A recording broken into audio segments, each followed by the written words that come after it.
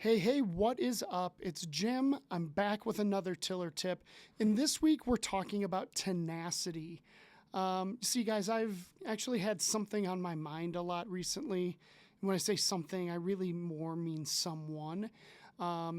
This upcoming March will mark the 4-year anniversary of my dad passing away, which is just wild. We would have been celebrating his 93rd birthday. My dad was kind of an older guy when I came around, but yeah, just wild. And I think there's just some like stories and legacy and lessons that he taught me that I've been churning around. And one in particular really speaks to having a heart of tenacity. And I want to share that story with you.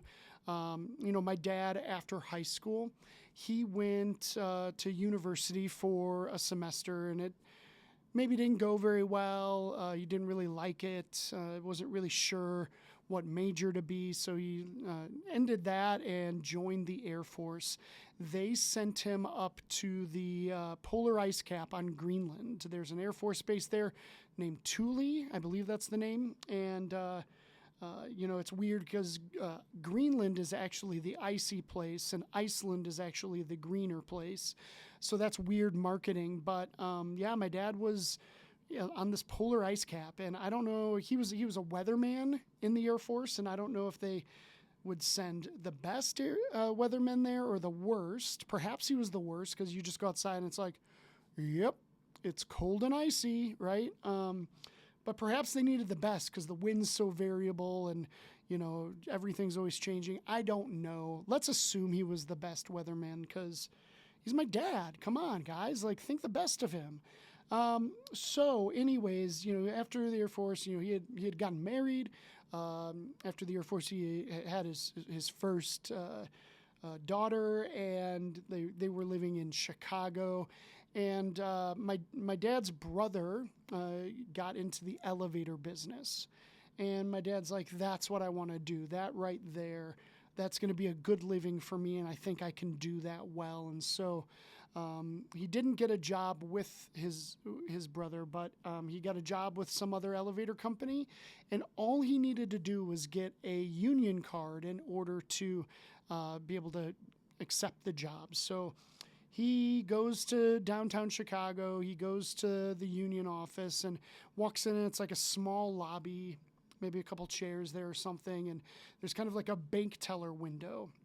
And on the other side of the bank teller window sits a guy, at a desk, and his name's Charlie. And my dad's like, hey, I'm here to get a union card. And I don't know if Charlie didn't like my dad or there was no positions open, or maybe there's a limit of union workers, or I don't know what the deal is. But this guy is like, yeah, nah, I'm not going to be able to do it. So my dad's like, well, I need this in order to get to work. And Charlie's like, well, I don't really care. So my dad's like, all right, well, all right, I guess I'll come back tomorrow.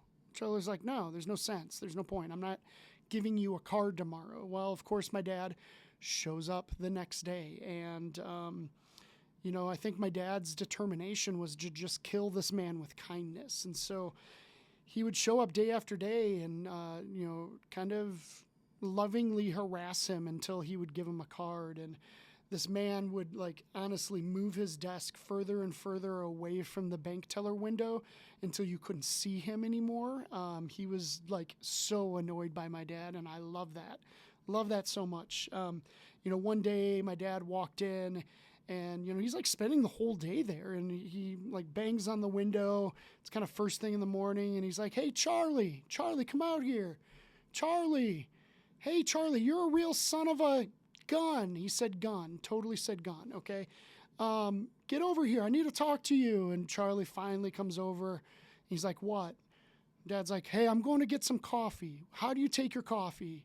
Cream, sugar, black? What do you want? And Charlie's like, all right, take it whatever way. I have no idea how he ordered it, but my dad came back with coffee, and he would bring his coffee every day from that point on. And then my dad realized that Charlie was disabled and he couldn't drive. Charlie was in the elevator industry prior. He worked for a company and I guess had a really tragic fall, maybe fell 10 stories in an elevator shaft. Like, how he didn't die is amazing. But he couldn't work directly in the elevator business. So this is why he's like manning this bank teller windows, because he's disabled. He can't drive. He's got to take public transportation every day.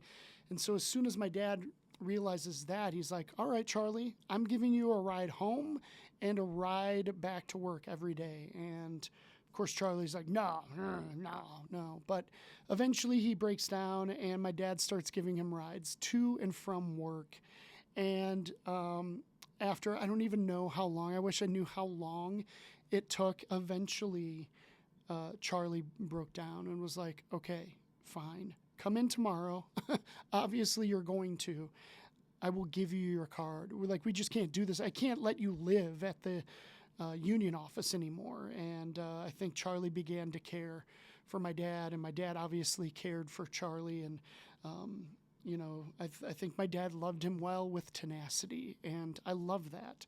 I think I could use some more tenacity. I know there's some ways right now where I'm really trying to muster up some tenacity within myself and just go for it. And maybe there's a need in your life for some more tenacity. And I hope my dad's story really gives you some courage. I think, you know, if I'm reading between the lines well, I think my dad had tenacity because he was a prayerful man. I believe that.